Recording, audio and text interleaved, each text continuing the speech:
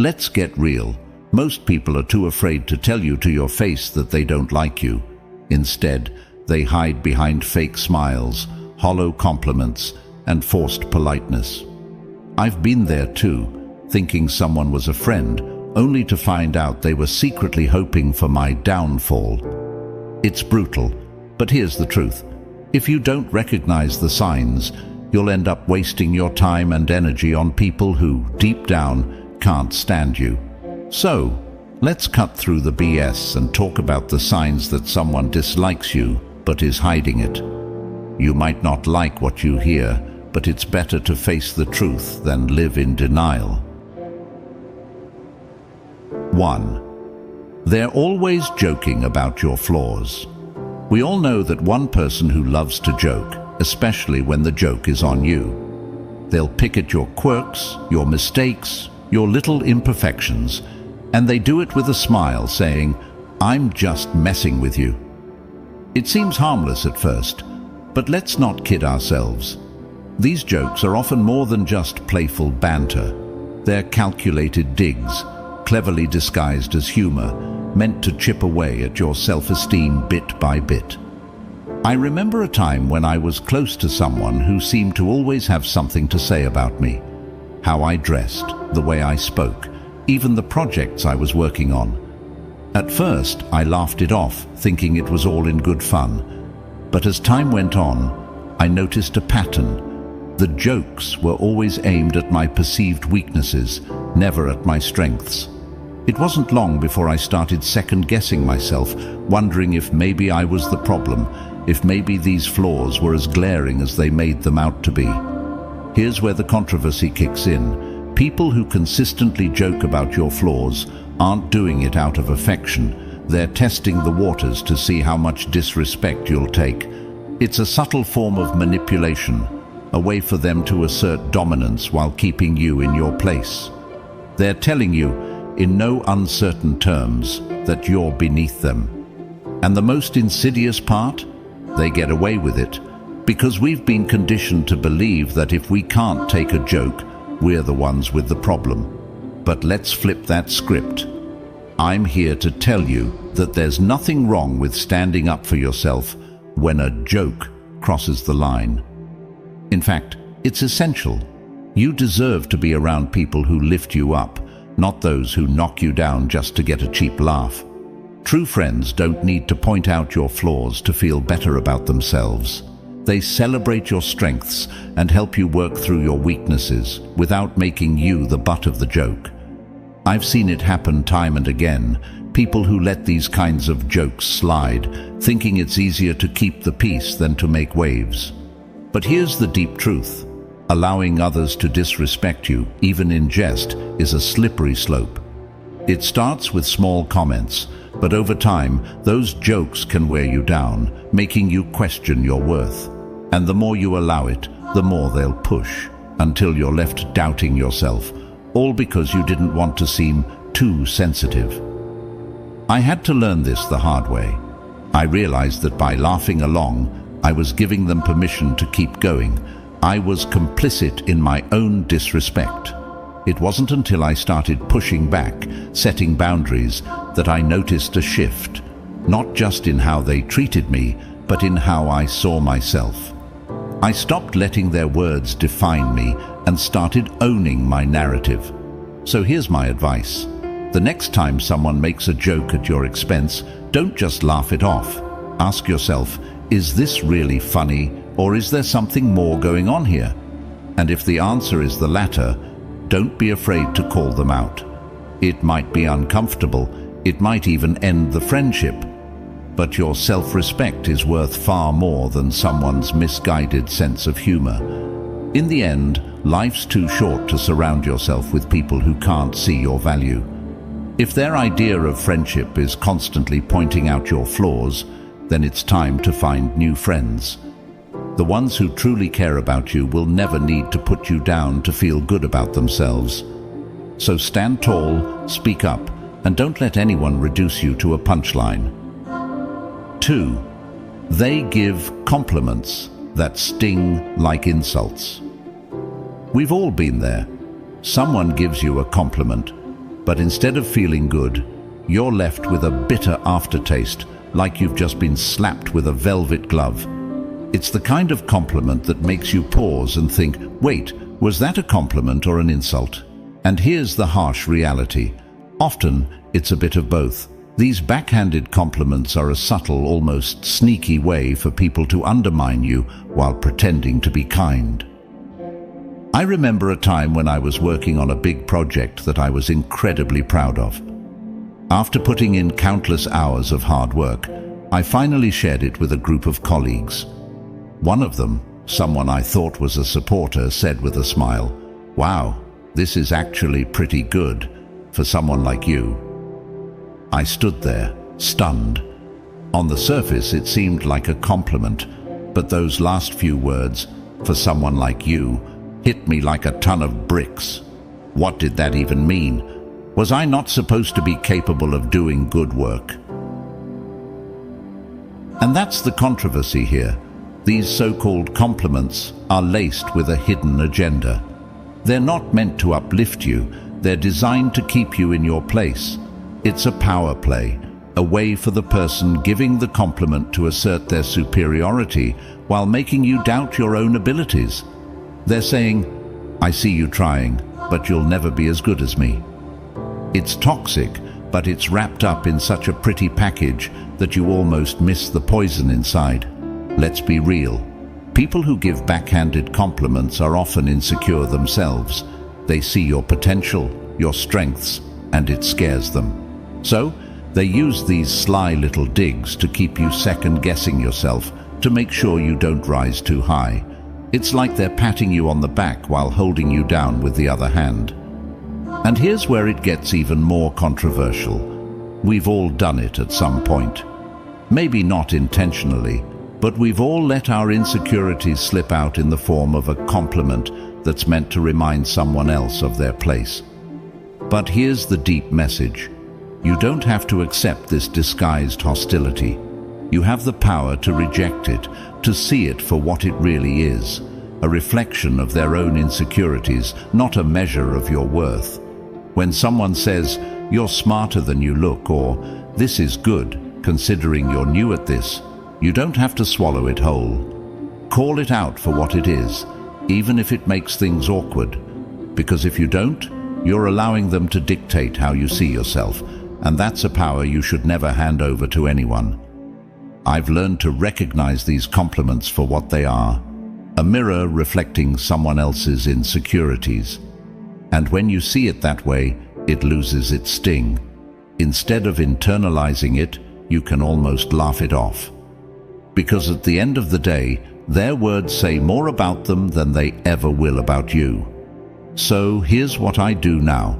When I receive a backhanded compliment, I don't let it slide.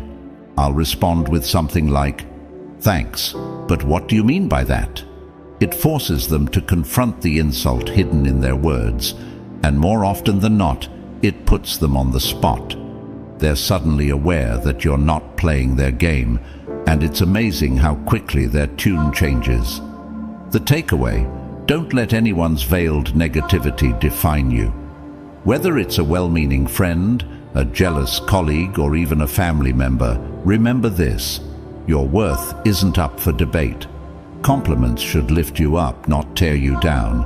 If someone's words leave you questioning yourself, it's time to question their intentions instead. Life is too short to waste on people who can't genuinely celebrate your successes.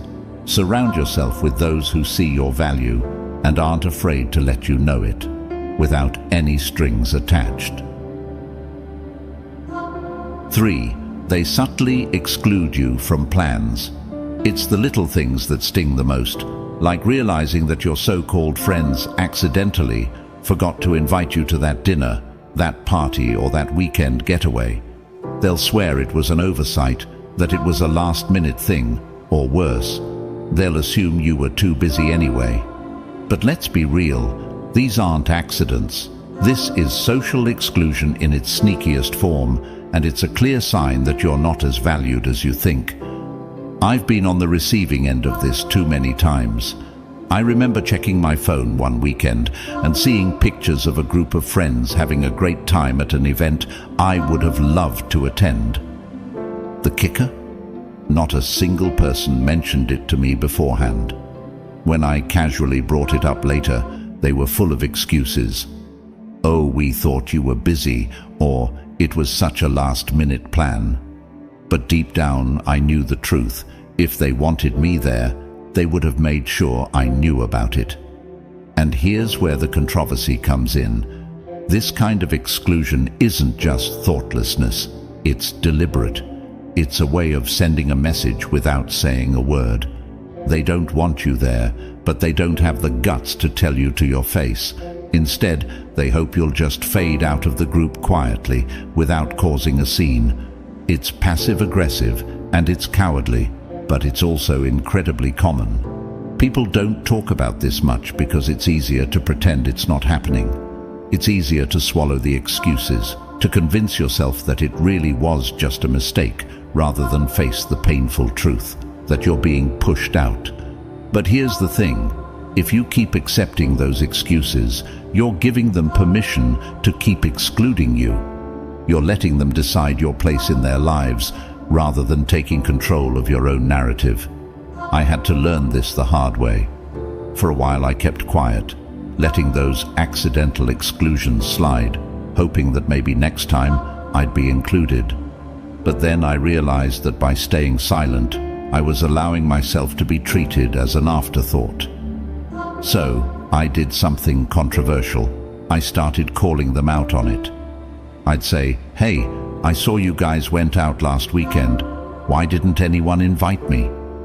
It wasn't easy, and it definitely made things awkward, but it also forced them to confront their behavior. And guess what? The dynamics changed. Some people got defensive, others tried to make up for it, but the bottom line was clear. I wasn't going to let them exclude me without a fight. Here's the deep message. If people want you in their lives, they'll make the effort to include you, no matter how last minute the plan is. And if they don't, then it's time to rethink the value of those relationships. You deserve to be around people who don't make you feel like you're constantly chasing after their approval or their attention. True friends don't forget to invite you. They make sure you're there because they genuinely enjoy your company. So, if you find yourself being subtly excluded from plans, don't just brush it off, confront it, ask the hard questions, and be prepared for the answers, even if they're not what you want to hear. Because at the end of the day, it's better to know where you truly stand than to be left wondering why you were left out again. And remember, you're not a backup option, you're a priority. Surround yourself with people who treat you like one. 4. They're busy only when it comes to you. We've all heard it before. "I'm so busy these days, sorry I can't hang out." It's the perfect excuse. After all, who isn't busy? But what happens when you start noticing a pattern? They're always available for others, posting pictures of their outings, catching up with mutual friends. But when it comes to you, suddenly they're swamped. Here's the cold, hard truth. They're not too busy, they're just too busy for you. I've been in that frustrating situation more times than I care to admit. I remember reaching out to a friend I used to be close with, trying to set up a time to catch up. Every time I suggested something, they'd have an excuse. "I'm working late. I've got a lot on my plate. Maybe next week." Meanwhile, I'd see them hanging out with other people, having a great time, somehow always finding a way to make time for everyone except me. It took me longer than I'd like to admit to see the pattern. The message they were sending was loud and clear. I wasn't a priority in their life anymore. Here's where the controversy comes in. We've been conditioned to accept busy as a valid reason to be pushed aside. But let's be honest, people make time for what and who they care about. If they're constantly busy when it comes to you, it's not about their schedule, it's about their priorities. And that's a hard pill to swallow because it forces you to confront the reality that you might not be as important to them as they are to you. The harsh reality is that busy is often a polite way of saying, "I don't want to spend time with you." It's easier for them to blame it on their schedule than to admit that they're choosing not to include you in their life. It's a passive-aggressive way of keeping you at arm's length without having to deal with the confrontation that would come with telling you the truth. They want to keep you on the hook, just in case, without actually investing in the relationship. I've been on both sides of this. There were times when I was the one making excuses because I didn't know how to tell someone that I'd outgrown the friendship. But being on the receiving end taught me a valuable lesson. It's better to be honest, even if it's uncomfortable, than to string someone along with excuses. When I finally called out my friend on always being busy, the conversation was awkward, but it was necessary. It gave me the clarity I needed to move on and invest my time and energy in relationships where I was valued. And here's the deep message: your time is precious, and so is your energy. Don't waste it on people who can't be bothered to make time for you. If someone is constantly too busy for you, it's time to reassess the relationship. You deserve to be around people who are excited to see you, who make an effort to include you in their lives, not just when it's convenient for them, but because they genuinely enjoy your company. It's important to recognize that people change, and so do relationships. Sometimes we hold on to people out of habit, nostalgia, or fear of being alone, even when they've clearly moved on. But there's strength in letting go, in acknowledging that you deserve more than someone's leftover time. It's not about being needy or demanding, it's about valuing yourself enough to walk away from those who don't value you. 5. They avoid physical contact like the plague. Let's talk about the elephant in the room: physical contact, or rather, the lack of it. We're not just talking about romantic relationships here. Physical contact is a basic human interaction, a way of connecting and building trust. So what does it mean when someone goes out of their way to avoid even the most casual touch? The answer isn't pretty. They're sending a clear signal that they're uncomfortable around you, and it's time to pay attention. I once had a colleague who seemed to recoil every time I reached out for a handshake or a friendly pat on the back. At first I thought I was imagining things, but then I noticed it wasn't just me. They were warm and tactile with everyone else. But when it came to me, it was like I had the plague. It wasn't long before I realized that their avoidance of physical contact was more than just a quirk. It was a deliberate effort to keep me at a distance. Here's the controversial part. Physical contact is a natural part of human interaction, and when someone consistently avoids it, they're communicating a lack of comfort or connection. Sure, some people just aren't touchy-feely, and that's okay. But when it's selective, when they're fine hugging others but stiffen up around you, it's a red flag that something's off. They might not dislike you enough to say it outright, but their body language is doing all the talking. And let's be honest, we've all been there, on both sides of the equation. Maybe you've avoided a handshake or leaned back when someone got too close because you just weren't feeling the vibe. Or maybe you've been on the receiving end, wondering why someone always seems to flinch when you're around. It's uncomfortable, it's awkward, and it's often a sign that the relationship isn't as strong as you'd like to think. But here's the deeper truth. Physical contact is a fundamental part of human connection. It's how we show trust, warmth, and empathy. When someone avoids it with you, they're not just avoiding touch, they're avoiding closeness, intimacy, and vulnerability. They're keeping you at arm's length, literally and figuratively, and that's a clear indication that there's an underlying issue in the relationship. I've learned to pay attention to these cues, even when it's hard to admit what they mean. There was a time when I ignored the signs, convincing myself that someone's reluctance to get close was just a personality trait. But the more I reflected on it, the more I realized that it was about me and our relationship. When I finally confronted the situation, it led to some tough conversations and, in some cases, the end of the relationship. But it also freed me from the frustration of wondering why things felt off. So, here's the deep message. Don't ignore the signs when someone avoids physical contact with you. It's more than just a preference. It's a statement about their level of comfort and connection with you. If you notice this pattern, don't be afraid to address it. It might lead to a deeper understanding, or it might reveal that the relationship isn't as solid as you thought. Either way, it's better to confront the truth than to live in denial. And remember, you deserve relationships where physical contact isn't something to be avoided, but something that happens naturally and comfortably. Whether it's a friendly hug, a handshake, or just sitting close without feeling awkward, these small gestures build trust and connection. If someone consistently avoids them, it's a sign that something's not right. Don't be afraid to ask the tough questions and, if necessary, make the tough decisions. Life's too short to be surrounded by people who keep you at a distance, literally and figuratively. 6. They disappear when you need support. Let's get real. Nothing reveals the true nature of a relationship like a crisis.